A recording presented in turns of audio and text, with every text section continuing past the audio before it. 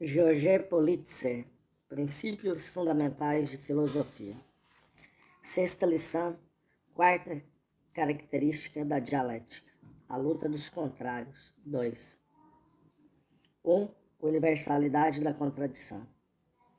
Motor de toda transformação, a contradição é universal. Quando se fala em contradição, os filósofos idealistas compreendem simplesmente luta de ideias. Para eles, a contradição não é concebível, senão entre ideias que se opõem, interpretam-na segundo o sentido corrente da palavra, dizer o contrário. Mas a contradição das ideias é apenas uma das formas da contradição. Por ser a contradição uma realidade objetiva, presente em todo mundo, é que se encontra também no sujeito, que ela se encontra no homem, que faz parte do mundo. Todo processo natural ou social explica-se pela contradição. Essa contradição subsiste enquanto dura o processo. Existe, ainda que não seja manifesta. Vimos o exemplo na lição anterior a respeito da água. No plano das sociedades, Mao Tse-tung comenta o erro de certos teóricos criticados pelos filósofos soviéticos. Esses teóricos, abre aspas, citação de Mao Tse-tung, examinando a Revolução Francesa, acharam que na Revolução, no terceiro estado, composto de operários, camponeses e burguesia, não havia contradições, mas simplesmente diferenças. Tal ponto de vista é antimarxista. Esquecem-se de que em toda diferença reside já uma contradição, que toda diferença é uma contradição.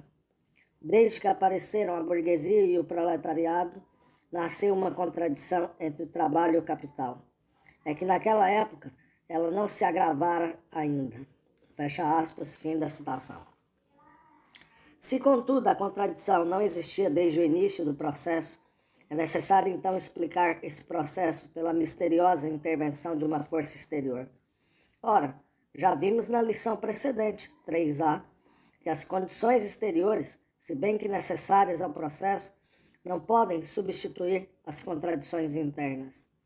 A contradição interna é permanente, podendo estar mais ou menos desenvolvida. É por isso que o estudo de um processo natural ou social só é possível se sua ou suas contradições estiverem suficientemente desenvolvidas. Assim, não era possível estudar cientificamente o capitalismo em 1820, porque sua essência não estava ainda desenvolvida. Dele não se podia aprender senão aspectos parciais, o que foi feito pelos predecessores de Marx. Do mesmo modo, não se pode estudar cientificamente a planta, senão quando seu crescimento esteja bastante avançado. Generalizar apressadamente a noção que se tem de um processo que se inicia é atitude metafísica, pois é negligenciar aspectos importantes do processo. Uma vez determinado o caráter universal, sempre e por toda parte, da luta dos contrários, vejamos alguns exemplos concretos. A. Na natureza. Expusemos na quinta lição o exemplo da água. É a luta dos contrários que explica sua transformação qualitativa do estado líquido para o estado gasoso, do estado líquido para o estado sólido. Com efeito, todos os processos naturais envolvem a luta dos contrários. Até mesmo a mais simples forma de movimento, ver terceira lição, ponto 3, o deslocamento, a mudança de lugar, ou um homem que caminha. Ele não pode ir de A a B, depois de B a C, sem a condição de lutar sem cessar contra a posição que ocupa. Se a luta cessar, cessa a marcha.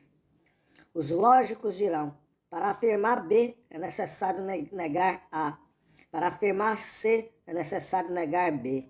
B sai da luta contra A, C sai da luta contra B, e assim por diante.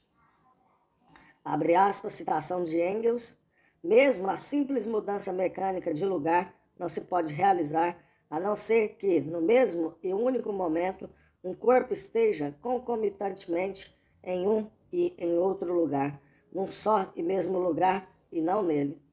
E é porque essa contradição tem de se apresentar continuamente e de se resolver ao mesmo tempo que reside precisamente o movimento. Fecha aspas, fim da citação. No mundo físico, a luta das forças contrárias é universal.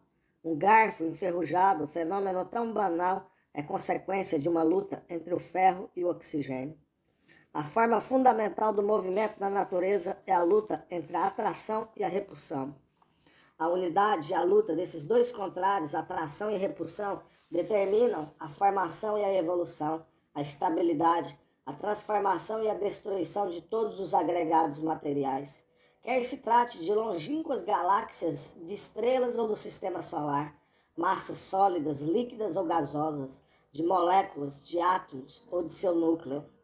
Tomemos o sistema solar. O movimento dos planetas ao redor do Sol não pode ser compreendido sem a luta de duas forças contrárias. A gravitação, que tende a fazer com que o planeta caia sobre o Sol, e a inércia, que tende a afastá-lo do Sol. Consideremos um sólido que se dilata e se contrai, um sólido que se funde ou um líquido que se solidifica, um líquido que se evapora ou um gás que se liquefaz. Qualquer desses fenômenos não pode existir a não ser pela luta de duas forças contrárias, as forças de coesão molecular, que são atrativas, e a energia térmica, que é repulsiva. Consideremos os fenômenos químicos, nos quais alguns corpos simples se combinam entre si, e corpos compostos que se decompõem em elementos simples. Todos esses fenômenos consistem na unidade dos processos contrários, unidade e dissociação dos átomos.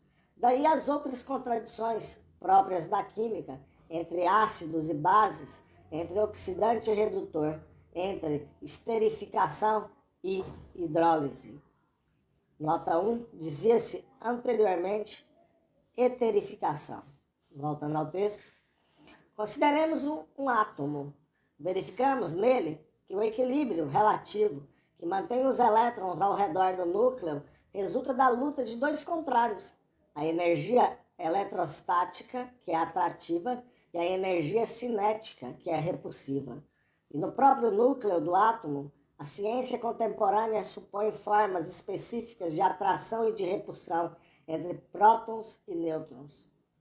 Todos conhecem os dois polos contrários da eletricidade, negativo e positivo, os dois polos do ímã, norte e sul, os fenômenos de atração ou de repulsão entre corpos eletrificados de maneira diferente ou idêntica, entre os polos diferentes ou idênticos de dois ímãs. Finalmente, a física moderna revelou que as partículas que constituem todos os agregados materiais, os elétrons dos átomos, por exemplo, estão longe de ser metafisicamente idênticos a si próprios. São, ao contrário, profundamente contraditórios. Têm uma dupla natureza, ao mesmo tempo corpuscular e ondulatória. São, ao mesmo tempo, comparáveis a grãos e a ondas. Fica, assim, demonstrado o caráter material das ondas do rádio e se esclarece o velho mistério da natureza da luz. Quanto à natureza viva, ela se desenvolve segundo a lei dos contrários. Já vimos na lição anterior que a vida é uma luta incessante contra a morte. Consideremos determinada espécie, animal ou vegetal. Cada um dos indivíduos que a constituem morre, por seu turno, inexoravelmente. Contudo, a espécie se perpetua e se multiplica. Na escala do indivíduo, há a vitória da morte sobre a vida, mas no nível da espécie é a vida que triunfa. Sendo a vida uma conquista sobre o não vivo, podemos dizer que a morte é a decomposição de um indivíduo. É um recuo, uma volta do superior ao inferior, do novo ao velho. Contrariamente, o desenvolvimento geral das espécies é um triunfo do novo sobre o velho, um progresso do inferior para o superior. Vida e morte são, pois, os dois aspectos de uma contradição que se estabelece e se resolve indefinidamente. A natureza se transforma dessa maneira, sempre a mesma e, entretanto, sempre nova. A matemática, mesmo no nível mais elementar, não escapa à lei dos contrários. Em álgebra elementar, a subtração A menos B é uma adição, menos B mais A. Essa unidade dos contrários não parece paradoxal ao senso comum que diz: uma adição é uma adição, uma subtração é uma subtração?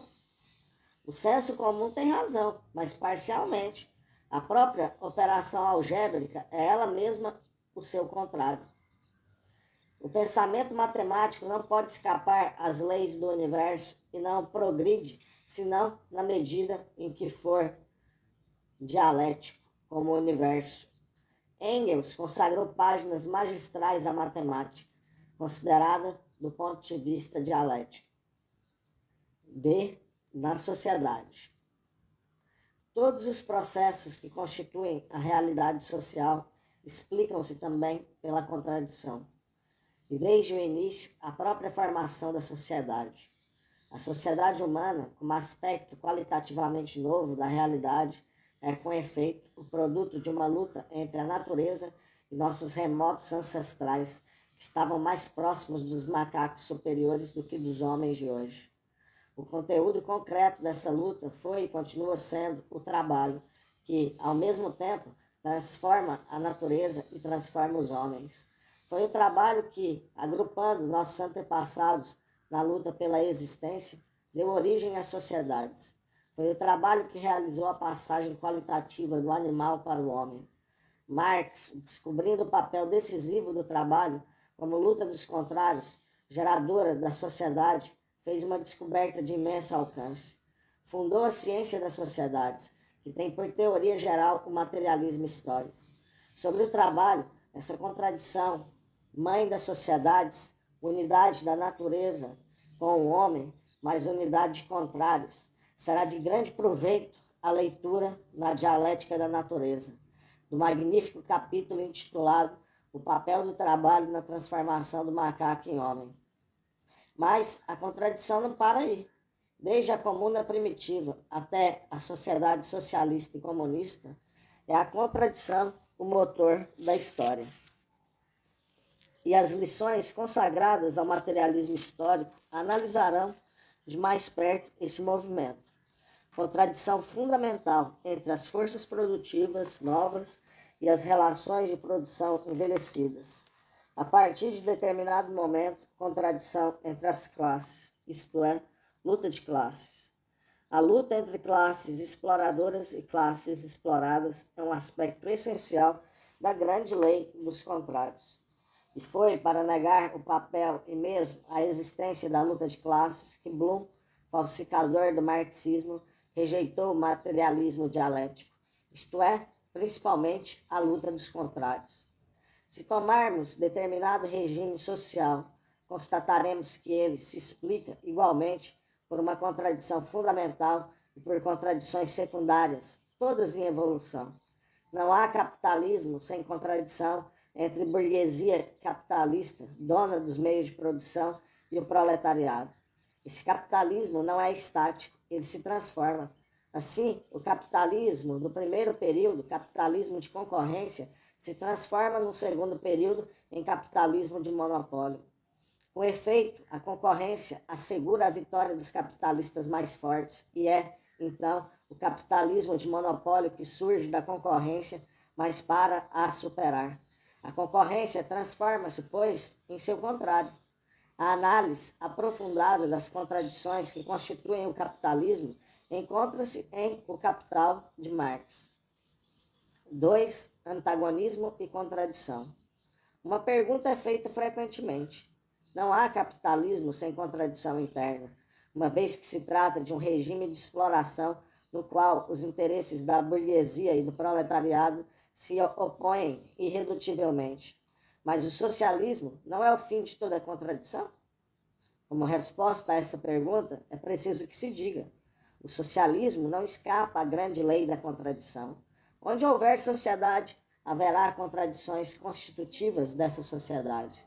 A ilusão de que o fim do capitalismo é o fim da contradição decorre de uma confusão entre antagonismo e contradição. O antagonismo não é senão um caso particular, um momento da contradição. Todo antagonismo é contradição, mas nem toda contradição é antagonismo. Há certamente contradição entre uma dose extremamente fraca de arsênio e nosso organismo.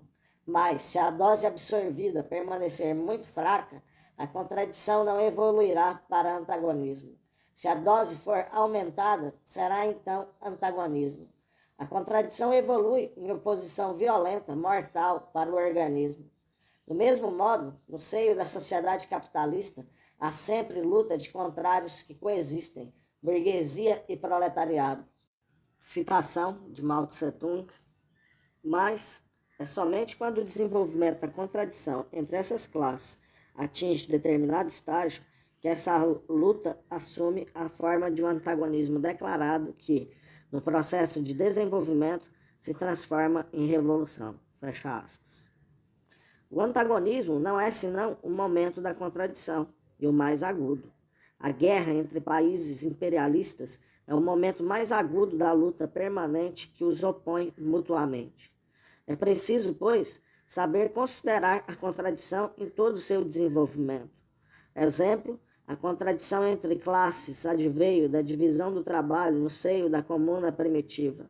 Nesse estágio, havia diferença entre as atividades sociais, caça, pesca, criação de animais, mas esta diferença evoluiu para a luta, quando determinou o nascimento das classes, luta que se torna antagonismo em período revolucionário. O que acontece então no caso do socialismo? O antagonismo desaparece graças à liquidação da burguesia exploradora. Entretanto, durante todo um largo período subsistem diferenças entre classes operárias e camponesas, entre cidade e campo, bem como entre trabalho manual e trabalho intelectual. Diferenças que não são antagonismos, mas outras tantas contradições a superar, uma vez que o homem, na sociedade comunista, será capaz das mais diversas atividades que hoje se repartem entre indivíduos diferentes. E uma vez que, principalmente, a contradição trabalho manual, trabalho intelectual será resolvida em uma unidade superior. A educação politécnica cria as condições dessa unidade, pois fará de cada indivíduo, ao mesmo tempo, um técnico e um sábio. Vê-se, pois, que o fim do antagonismo entre burguesia e proletariado não significa o fim das contradições. Assim escrevia Lenin, criticando Bukharin, citado por Mao Tse-tung a propósito da contradição. Abre aspas. Antagonismo e contradição não são, absolutamente, uma só e mesma coisa. O primeiro desaparecerá e a segunda subsistirá no regime socialista. Fecha aspas. Como, efetivamente, poderia haver progresso no regime socialista sem a contradição, que é o motor do progresso? É assim que, nos problemas econômicos do socialismo na União Soviética, Stalin explica que a passagem gradativa do socialismo para o comunismo não é possível senão pela solução da contradição que existe na sociedade socialista entre duas formas de propriedade socialistas. A propriedade caucasiana, propriedade socialista de um grupo mais ou menos grande, e a propriedade nacional, por exemplo, as usinas, que é propriedade socialista de toda a coletividade.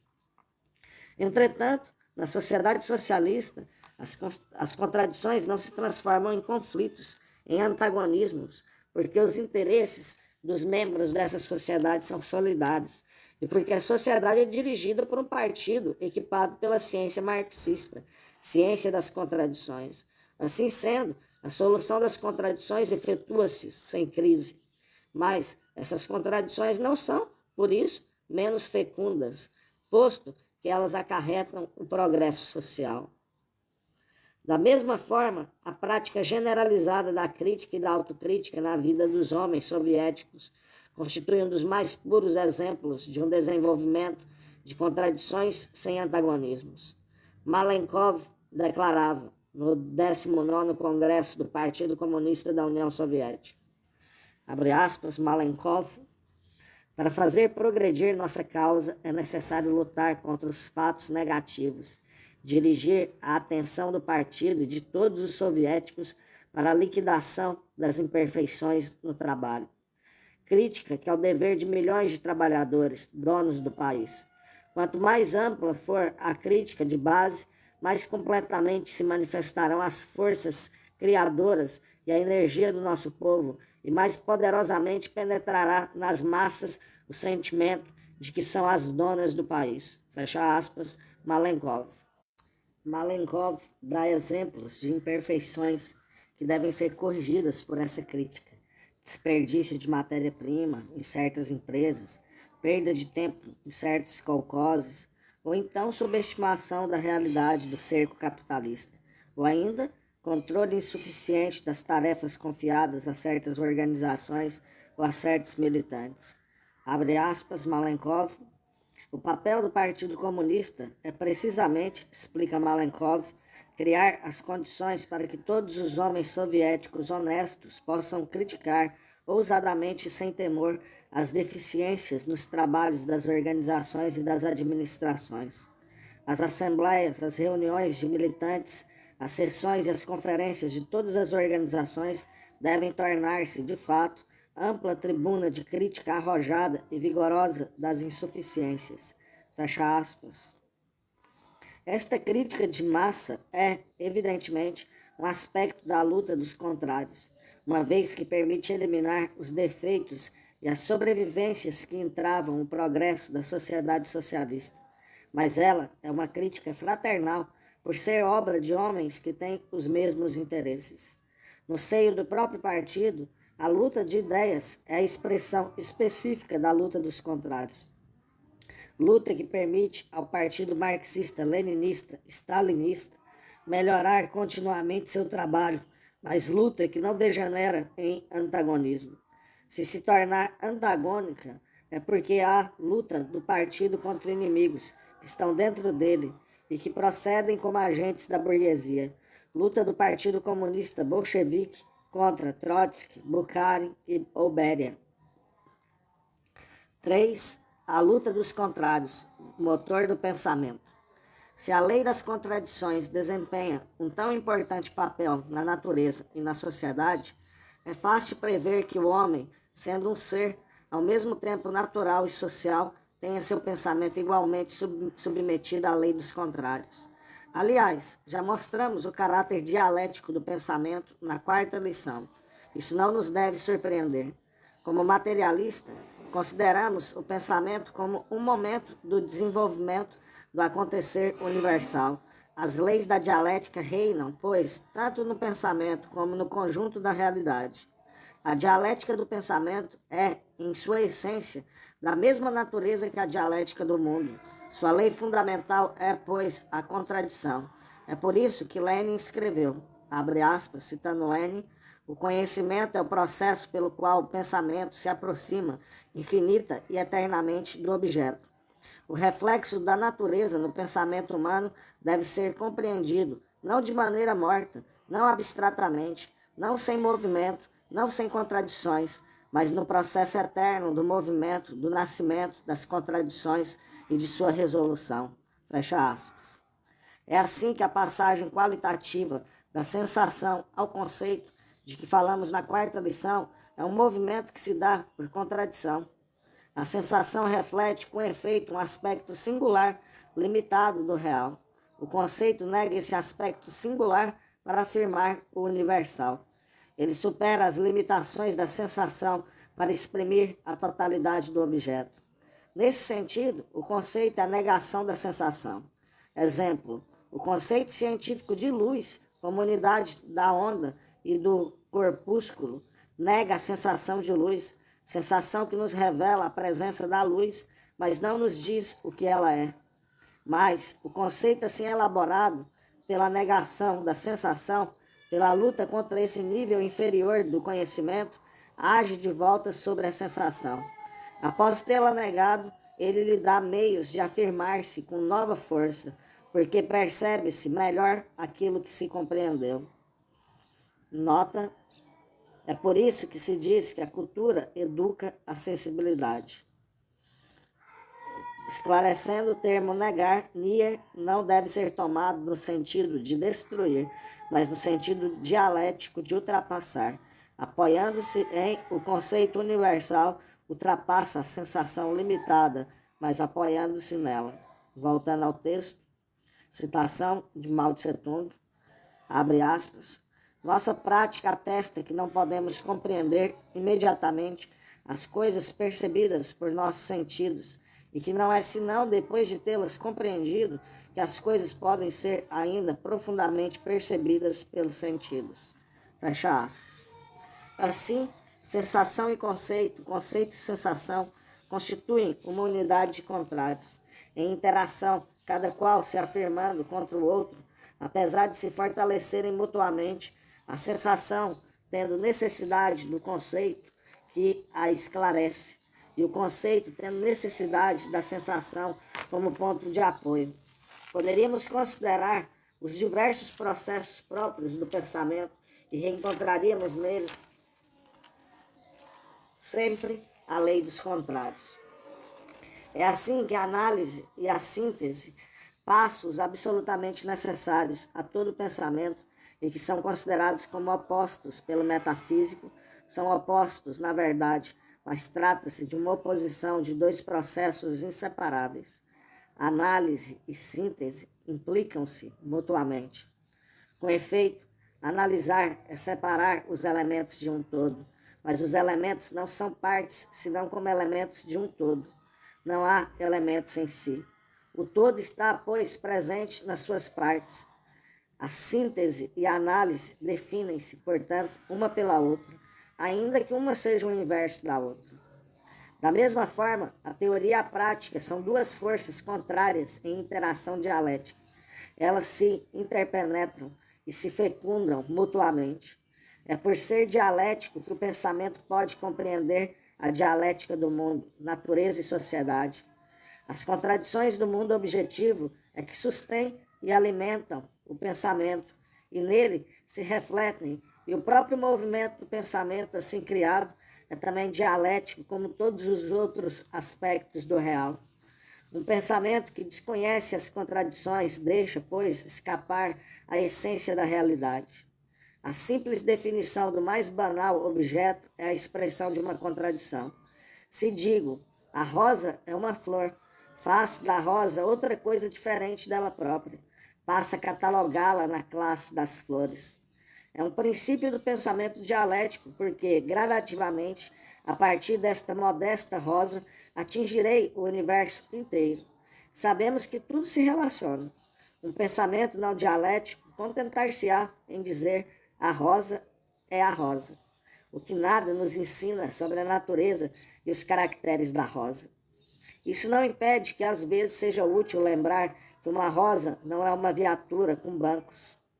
A lógica elementar, isto, não dialética, que tem por princípio o princípio da identidade, A é A não é não há, não é falsa, mas simplesmente parcial. Exprime o aspecto imediato, superficial das coisas. Ela afirma, a água é a água, a burguesia é a burguesia. A lógica dialética, para além da aparência estável, apreende o movimento interno, a contradição. Descobre que a água traz em si contradições que explicam que se pode passar da água ao hidrogênio e ao oxigênio. Da mesma forma, a lógica dialética define a burguesia em oposição ao proletariado, seu contrário, e a define também na diversidade qualitativa dos elementos que a constituem. Ela diz, a burguesia como classe idêntica a si mesma. Há, porém, uma burguesia antinacional e uma burguesia nacional, que até certo ponto tem interesses contraditórios. Dito isto, a lógica da identidade, também chamada lógica formal ou da não contradição, é necessária, apesar de não ser suficiente. Ignorá-la ou ridicularizá-la é dar as costas à realidade. Exemplo, Jules Mosch escreveu em Confrontations, no regime atual, duas classes, capitalismo e proletariado, se defrontam. Frase absurda. É verdade que o proletariado é uma classe, mas a classe antagonista do proletariado é a burguesia, e não o capitalismo, que é um regime social. O autor classifica, na mesma categoria, realidades que não são da mesma ordem. Uma classe é uma classe, um regime social é um regime social. Tomar este por aquele é desrespeitar a lógica mais elementar que exige a definição dos termos que se usam. É, por conseguinte, desrespeitar a lógica da dialética, que não autoriza de forma alguma tal confusão, mas considera a identidade como um aspecto do real, aspecto que não deveria ser desconhecido sem falsificação. A contradição dialética não opõe qualquer coisa a qualquer coisa. Para ela, um gato é antes de mais nada um gato, embora isto não baste para explicar o que é um gato. O caso de Jules Moch é, aliás, instrutivo. Ele mostra que recusar a dialética, a luta dos contrários, leva a recusar a lógica mais corrente. Por se terem desavindo com a ciência, por motivos políticos, os falsificadores se desavêm com o bom senso. Georges Politzer.